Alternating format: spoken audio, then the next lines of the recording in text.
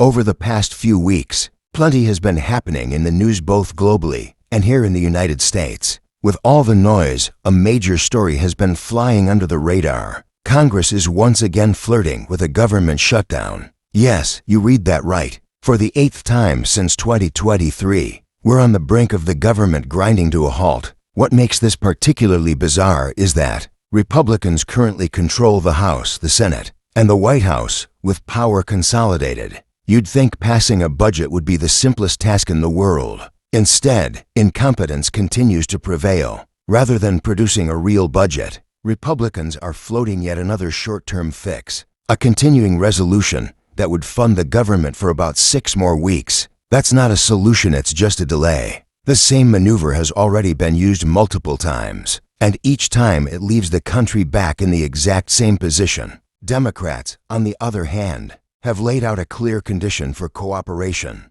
restore the Affordable Care Act subsidies that Republicans previously slashed. Without those subsidies, millions could lose health coverage, and rural hospitals could be forced to shut their doors. Democrats argue it's a simple ask: add the funding back in, keep people insured, and avoid catastrophe. Democratic leaders were actually set to meet with Donald Trump at the White House to negotiate. From a political standpoint, this should have been an easy win for Republicans. Agreeing to the demand would not only keep the government open but also prevent voters from losing health care, something Republicans are already paying for in the polls. But before that meeting could happen, congressional Republicans intervened. Speaker Mike Johnson and Senator John Thune reportedly told Trump that Democrats' proposal was about giving health care to illegal immigrants, a claim that simply isn't true. Predictably, Trump retreated. Instead of sitting down with Democrats,